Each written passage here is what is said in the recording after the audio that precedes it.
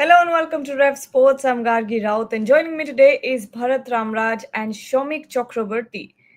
Mumbai Indians continuing their winning streak this time around at home against SRH. They had a brilliant bowling performance in the first innings, restricting SRH to a very low total of 163 runs, especially on a wicket where we were all expecting or at least talking about whether or not we can see a 250 plus total. MI bowling lineup did a very good job to restrict the very dangerous SRH batters. Bharat, I'll go away to you first. Like I said, Mumbai bowlers kept the Sunrisers batting lineup under very tight control, especially Will Jacks. If you think about it, 2 wickets, 14 runs given. It was a standout performance, and especially given the injury to Karan Sharma, how important do you think his role was in this innings? Yeah, Jacks bowled well. Their bowlers, even the seamers, bowled really well. It was not a typical batting paradise, this one, because there's a little bit of spongy bounce, as they would say. That pitch was tacky. Tacky means the ball was stopping on the batter a little bit. So they executed their plans well. The seamers bowled slower short deliveries, and when they bowled really full, they ensured that the batter would only take a single to long on or long off. And Jacks used the conditions well too. It's a 5 wicket haul on his test debut. One has to remember that. In Pakistan, he took a 5 wicket haul on his test debut, so he can bowl. And with a little bit of grip, a little bit of spongy bounce, he took advantage of it and got a couple of wickets. And also, he scored some runs, so he would be pleased because Jacks has been struggling with the bat in the recent past. And yes, it's a thoroughly professional show from Mumbai Indians' bowlers as well as their batters to an extent because they played the conditions reasonably well, according to the conditions reasonably well, and they were definitely the better side of the two today.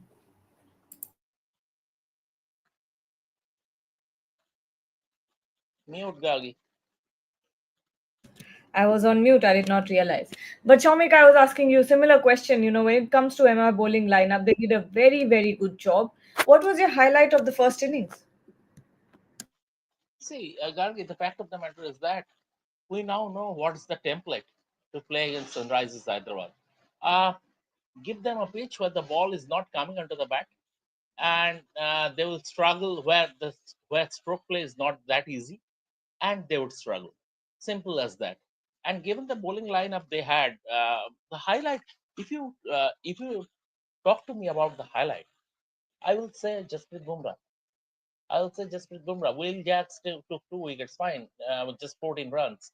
But here is someone who has who has returned to competitive cricket after a longish layoff. Back spasms, back injury, stuff like that. Fractures. Yeah. So stress related injuries on his back. So he did his rehab at NCS, and then this is only his third game. Last game we saw against Delhi Capitals when things got tough and very tight, the way he was nailing his Yorkers.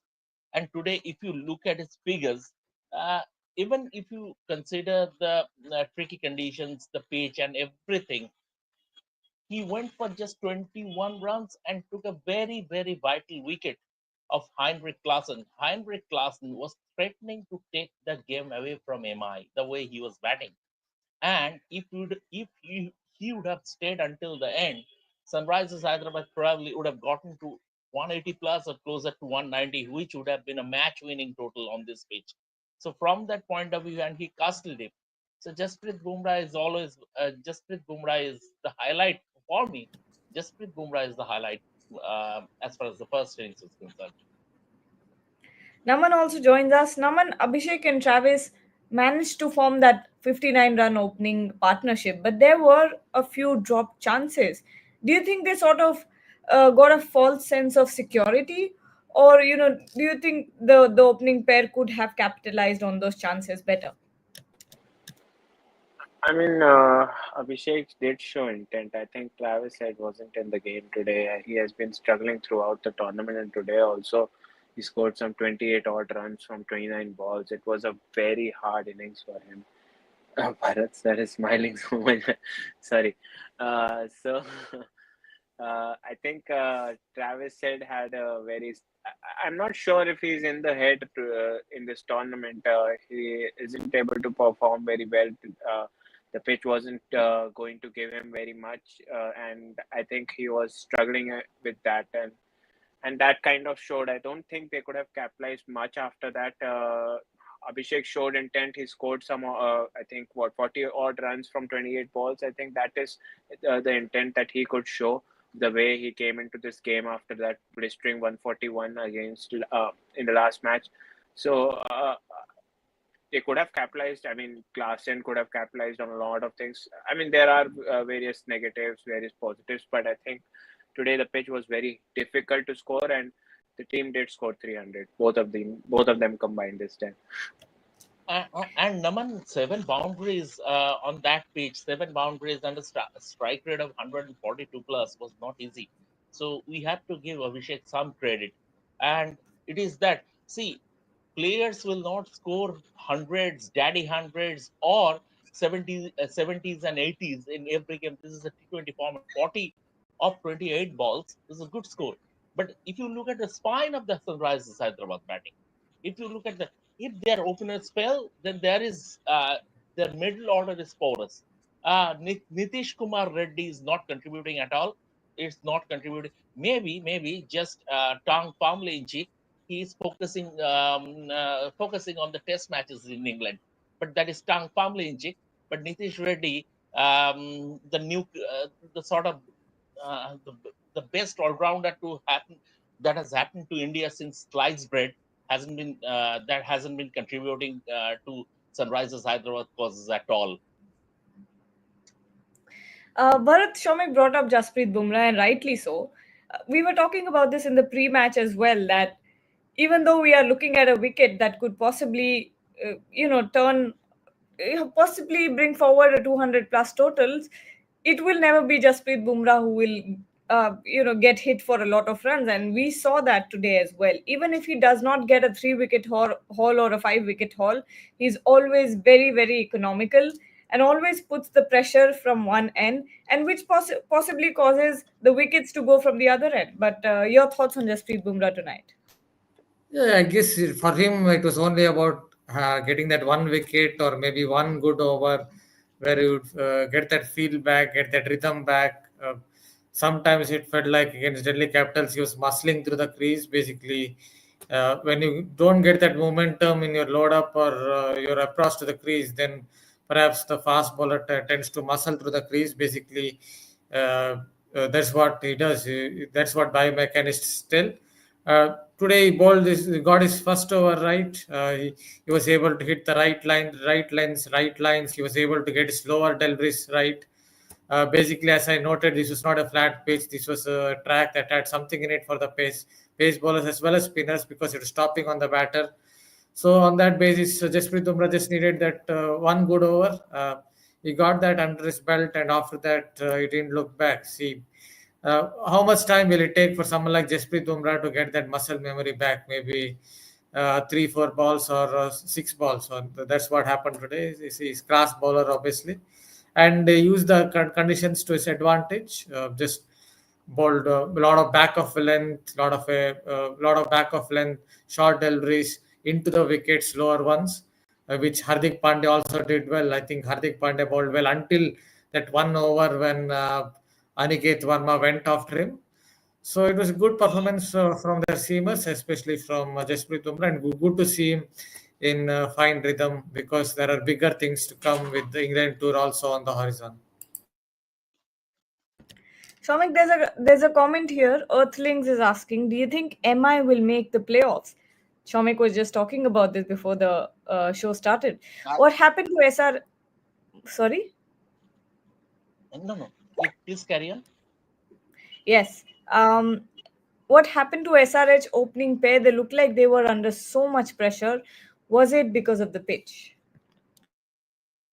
Yes, I mean when it is not a feather bed, they have been struggling. We have this the hard numbers say that they have been struggling when they are not getting feather beds. And that is why feather beds have been Sunrisers Hyderabad's go-to template as far as their home matches are concerned. But now the opponents are aware of their weaknesses, and they will not going to get such pitches on the road, and that is exactly that is happening.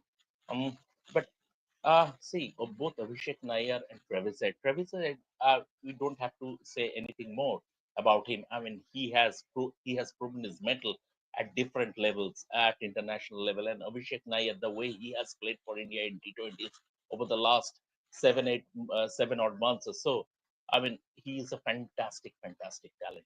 But then again, today also he scored 40 odd. So, but it's not the problem. It's not Abhishek Nair and Travis said are not going to score every day. Your middle order your middle order will have to stand up to be counted. Ishan Kishan, he hasn't been contributing. Heinrich Klaasen looks a pale shadow of his 2024 self. And as I've said, Nitish Kumar Reddy, probably the best all-rounder to happen to India since sliced bread, hasn't contributed anything as far as this season is concerned.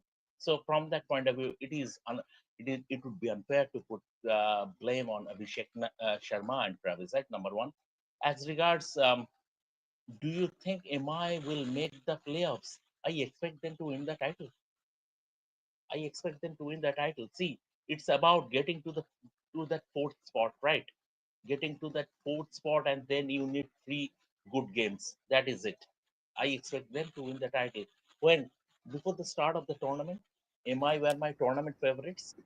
When they fell into a rut, lost four matches on the spin, they they remained my title favorites, and now also they are my title favorites. Bilkul. And Prasenjit Jana is saying MI is a very dangerous team as the tournament progresses, as we've seen a couple of times in the past as well. Now on MI have this whole thing about themselves where they get off to a shaky start and then suddenly turn the campaign around on its head. But do you think they still have what it takes to win the title? Definitely with Bumrah back and now he's pacing up with at his best. I think it is going to be a very good season for Mumbai. Turning, I mean, from this mid-season onwards, they can turn this around. And if I just add to that SRH point, SRH hasn't won any single game away from their home. While other teams have been breaching fortresses, SRH has struggled. So that is something that can add to their playoff hopes. But coming back to Mumbai, yes, definitely a very dangerous side. Now, Will Jacks today performed. He scored some 30 odd runs in 24 balls.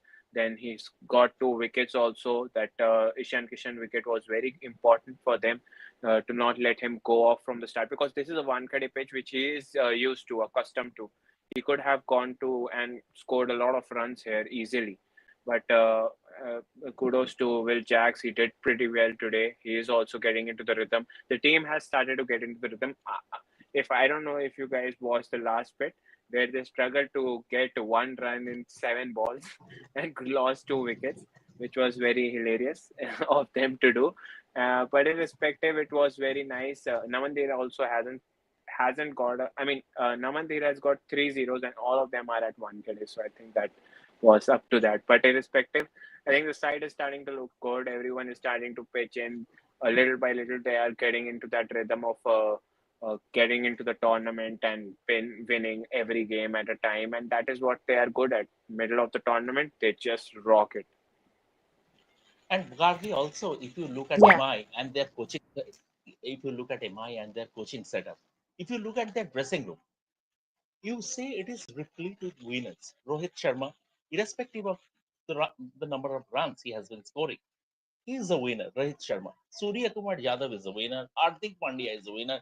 Jasprit Bumrah is a winner. If you look at the core of the playing side, and then you move to the coaching staff, Mahela Jayavardena is a winner. They have a they have a they have the tournament's best fielding coach in Carl Hopkinson. I have seen his fielding drills, and it is fascinating. So yeah, I mean, they are well sorted in terms of having leaders, winners in that dressing room. So when a team has leaders, Even if you hit a road bump, it is easier to initiate a comeback. Absolutely, and that's what champion mindset, champion mentality is all about. Fitmonk is saying Ishan and Nitish Reddy have been the biggest disappointment for SRH this season, especially Ishan after that 100. He's looked like a mediocre batter. Bharat, why don't you take this comment? So Ishan Kishan, with great respect to him, perhaps he's not a batsman that you rate that highly. Yes, he has some good shots. I agree. I scored that brilliant 100 in the first game. But on an overall basis, especially when the conditions are a little bit tricky, like what you saw today, then Ishan Kishan is, if I'm going to rate the top 10 batters in the IPL or top 15 batters in the IPL, then I'm not very sure he will be in that top or top 10 or top 15. Yes, on a flat pitch, especially at Hyderabad, when he gets going, then he's at a different level. Nitish Reddy is a good player, but he played one season. The bowlers also will start to understand what are your issues. They're bowling a lot more short to him. They're asking him to pull. Even if you look at it today, they bowled a lot into the pitch against Nitish Reddy, even those slow short deliveries into the pitch, slow short deliveries, and forcing Nitish Reddy to play some horizontal bat shots, maybe to pull, which he isn't really good at. Though he has worked I understand he's worked with Abhishek Nair on his problems against the short ball or the bumpers. But yes, hopefully he will come good next season, if not this season, because as I noted, after you do well for one season, what happens is teams start to study you. Teams will start to pour through all the videos to examine what is his weakness, what are his strengths. It's happening even to someone as good as Travis Head. If you notice, IPL teams are bowling better to him, are concentrating lot better against him. Even that the defensive lines that they're generally bowling now, they're concentrating much better against him, focusing much better against him. So that is what has happened with Nitesh Reddy, and that is what has happened to many young players in the IPL. Even if you notice this season, a lot of players like Aniket Verma, Vipraj, and all these guys have done reasonably well. But the challenge comes when they play the next season, whether they can keep up that kind of performance. Because again, the opposition will teams will start to study you, will understand your game much better. But overall, Nitish is a good player. So hopefully, if not this season, he will come good next season by upgrading his game or upskilling his game, especially against a short ball. There's a comment here by Earthlings. Shamik sir, that is one bold prediction about am I winning the title? But isn't this RCB's year, Gargi? In my defense, I never said that this will be RCB's year. I never said that. Even in the SWOT analysis that we were doing, I was straight up very honest and said that they wouldn't even make it to the eliminators. But it seems like my jinx is working. So I'm going to continue saying that this is not RCB's year. That's that's how it is. Okay, what is Web of Taragi saying? On a funny note, Hardik did not believe Tilak at all and almost finished up the innings by himself. Ruthless hitting from him, clutch beast. Well, you can always bank on Hardik Pandya finishing matches, that's for sure. Deba and Banerjee. With majority of teams already playing out 50% of their matches, this time the points table looks more open and doesn't look like one single team breaking away from the pack to take a sizable lead. I think that's what makes the IPL season this year around so interesting. Naman. Yeah, definitely. Every team is trying to find their footing at this point in time. They have played five, six matches and everyone is trying up, mixing things up, trying their best, whatever can work for them. Mumbai, as always, starts slowly and gets into the rhythm. RCB blows hot and cold, and then I don't know, get something or not. It's depending on their mood, I believe. CSK has been a rough year. They need a overall, I believe. But irrespective, the big three, if I may say, Kolkata has been win loss. I don't think they know their team still. They are still trying to find the best batting lineup or whatever the squad. Mumbai has, I feel that they have started, they have found their rhythm, and from here on, it is going to be tough facing Mumbai. SRH still finding their footing. Batting isn't working. Bowling, Pat Cummins has been taking a lot of workload here. Today also, he was the one who was delivering. No one else was contributing much. Shami hasn't been the best, to be fair. Because I was looking forward to Shami versus Rohit Sharma, and Rohit Sharma just slapped him off. Even Pat Cummins, he was slapping him off as well. And I felt that, okay, we are looking at someone like Rohit Sharma is back. He's back at his best. But Pat Cummins had the last laugh. He is one of the best bowlers, to be fair, and so that is why I feel SRH. I don't think they can even make the qualifier, even if they break the 300 mark in IPL. But yes, teams have started to gun up. A lot of teams. Punjab has been a surprise. Well, but I mean, if when Shreyas Iyer is around, you cannot be surprised with any team. So it is starting to unfold here. Mid season is about to start, I believe, and a lot of teams will start new things. RCB will be missing a lot of players in the fag end, and I think that will make it more interesting then. Gargi, I have my playoffs predictions ready. I have my Okay. playoffs predictions ready. De- Delhi, Gujarat Titans, uh, Mumbai Indians, and one Delhi, Gujarat Titans, Mumbai Indians, and one between Punjab Kings and KKR. All right. I think that's a fair prediction. I think I was also somewhere close to that. Uh, but yeah, let's move forward now. Talking about Rohit Sharma Bharat, finally we get to see a good cameo from him, batting at a strike rate of somewhere close to 165. What did you think of his batting today? I mean, his approach was the same. He always has the high risk, high reward approach, and today he got in with that cameo. Yeah, you guys can perhaps check the video that I've already done on Rohit Sharma. He's doing reasonably well. I've talked about his technique in that video, what has gone wrong for him. He's already on Rev Sports. But yes, today he basically did what I was saying in that video. If you notice, this, in the first and second over, he was trying to adhere to old maxim of batting or edicts of batsmanship. That is, if you ask a cricket coach, he will tell load, press, and release. That is basically if you load, press, and release your back foot, then your front foot will move towards the pitch of the ball, which is what he tried in the first 2 overs. So that is why he was able to negate movement up front. And after that, he was able to play short. See what happens with a wide Kookaburra ball is at least the first 2 overs, it will move around a little bit. It is not like a red Kookaburra or a red Dukes, which will move for a lot more overs. But at least for the first 2 overs, it will move around. And that is when if you don't load your back foot, then what basically happens is you might play across your front pad and you will get bowled, which is what exactly happened in that Royal Challengers Bangalore game versus Mumbai Indians. Yash Dayal bowled that in swinger. He didn't release his back foot or activate his back foot. That is why he played across the front pad and bowled. So today he was doing that. That's a good sign for Rohit Sharma fans in the first 2 overs. And that is why I think he was able to get through the early phase. Unfortunately, he was out to what was basically a low full toss. He dealt with that. He should have smashed it for a boundary.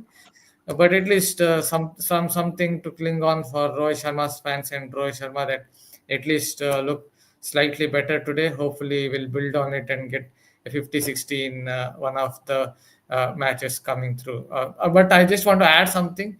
Again, this time around, my gut feel has not been at its absolute best because I have a 50-50 record in terms of prediction. But I'm somehow getting a gut feel since the second match or third match that this could be RCB season. But I don't know if it again, because this is I'm being brave here because I understand. Yeah, I'm thinking about a team that has not won for 17 years. So if this goes wrong, then a lot of things can go wrong. But I'm getting a gut feel that somewhere, at least in the final, they will reach. Then let's see. God bless you, Bharat. Gargi, Gargi, we have an update. We have an update for our viewers. Gujarat Titans have roped in Dasun Sanaka as a replacement for the injured Glenn Phillips. All right. Uh, okay. Let's go head to some comments. Last 5 minutes on the show.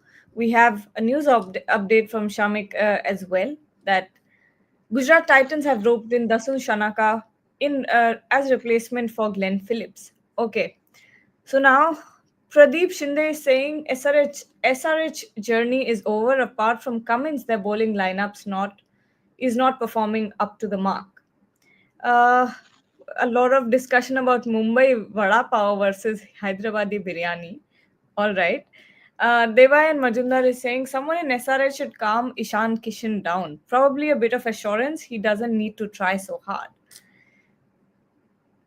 Okay. Fitmong saying head saving is best for WTC finals. All right.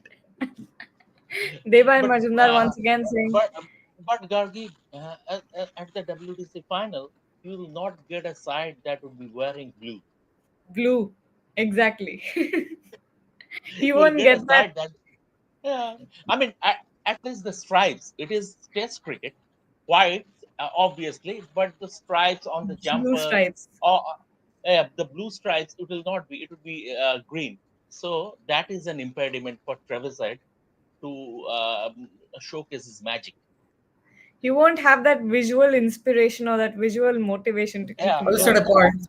I just had a point yeah. about Ishan Kishan. I was telling that if I'm thinking about my top 15 IPL batters going around top 10, I won't really have him in that particular list. If you look at his record, 112 matches, batting average of 28, and strike rate of 137. That is his overall record.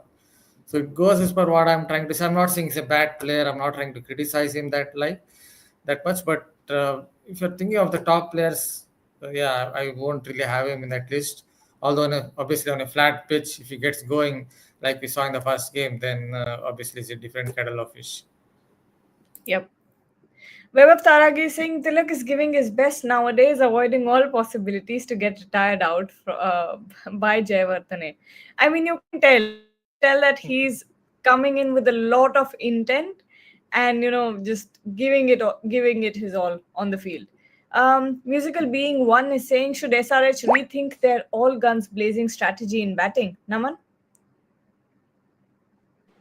I mean, I don't think they can. They actually optimize their team according to that. They built it around the way that I think they have been playing over the past 2 seasons. Now they want to go all out in their attacking, that aggressive attack, ultra aggressive, if I may say, ultra aggressive attacking intent from the first ball. That is what SRH has been building up. Their auction also was based around that. They wanted players that can just go off from the start, and I mean it obviously, if you win some you lose some, and if sometimes it works, it most of the times won't work, because even I mean Sachin played some 200 innings, and I mean he didn't score 100 in every one of those, no. So it's like that. It's not going to always work in your favor. I mean, SRH has banked on them, is depending on that kind of play. But I think it's from the both halves. The bowling is also not living up to its standard. The way the players have been, I mean, purchased, the names of the players, if we take, it's. I don't think it's working out this season the way they wanted to. Also, I pointed, if you look at SRH batting unit, I think the way they bat, Travis Head, Abhishek Sharma, Heinrich Klaassen, all these players tend to go hard at the ball. They're not the kind of players who will just use their wrist work or tend to nudge it around, tend to nudge it around. Today, in these conditions, perhaps they had to do that, a little more of rotation of strike in the first eight, and at least, especially after the power play, if they'd done it, they might have at least got to 180. Though looking at the way they bowled, it perhaps wouldn't have been enough. But at least they could have got to 180 if they had farmed the strike a little better. But they have batters who just want to muscle the ball and hit through the line, from Abhishek Sharma to Travis Head to even Heinrich Klaassen to an extent. Only I would say Nitish Reddy is someone who can play that role, but currently is kind of out of form. So that is what I think is acting as a bugbear for SRH. All right. With that, I think we can call it a night. Great win from Before you call MI. it a night, Yes. before you call it a night, Gagi, I am rescinding my top four predictions. Although Okay. I'm sticking to my predictions for the title winners.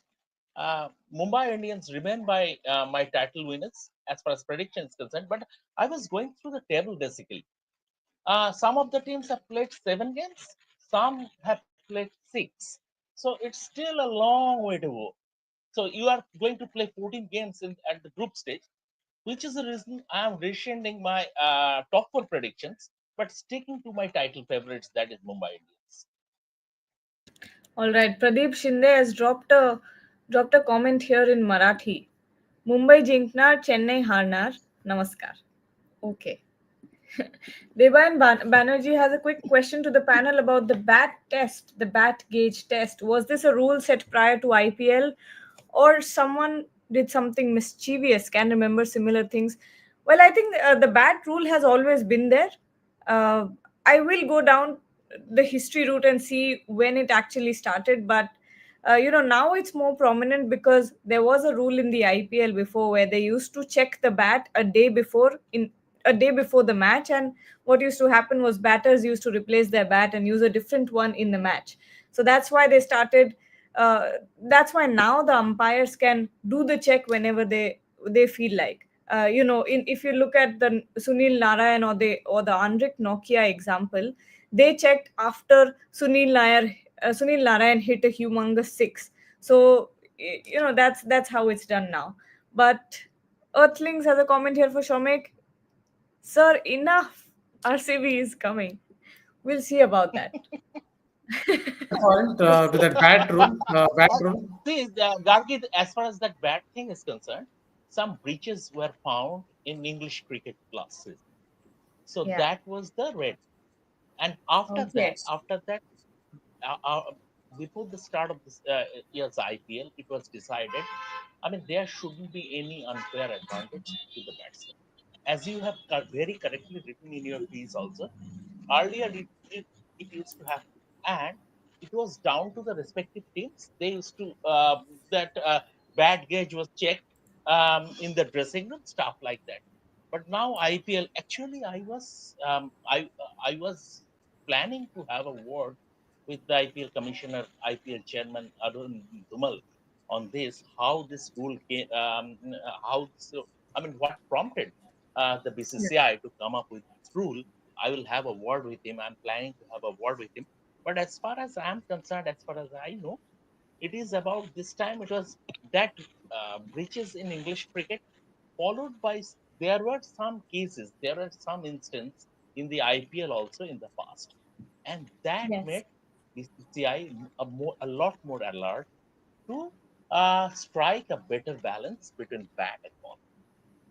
I'll just I add a think, point to it. I'll just add a yeah, point to it. go ahead. Go ahead. Talking about 1996 World Cup, it was there. Even then, the bat tool was there. Just that the weight of the bat was slightly less. I think it was something like 2.63 lbs at around that time. That was around 2000, 1999. Just that the limit has just, I think, got a little more. But it was definitely there even 1996 or 2000 when there were question marks or whether Sanat Jayasuriya was using some spring or whatever it is, Ricky Ponting thing, Sanat Jayasuriya. Obviously, those were rumors, but there was a limit even in 2000. MCC lost 2.63, I think it was, and yeah, that's the thing. Just that they have become a little more strict now. Thinking about the bat weight, but remember the bat manufacturers have been able to circumvent that. They press the bat really well. That is where they get that power from now, not because of the weight of the bat. As king of Gray Nichols bat, the manufacturers had told once that it is not the weight of the bat, but it is how well they press the bat. That is what really matters in modern times. Absolutely. Thank you Just for that one, insight, Bharat. ju- just one more thing, Gargi. Our viewers might question why suddenly the middle of the tournament. I mean, this bat checking process started on April 13th.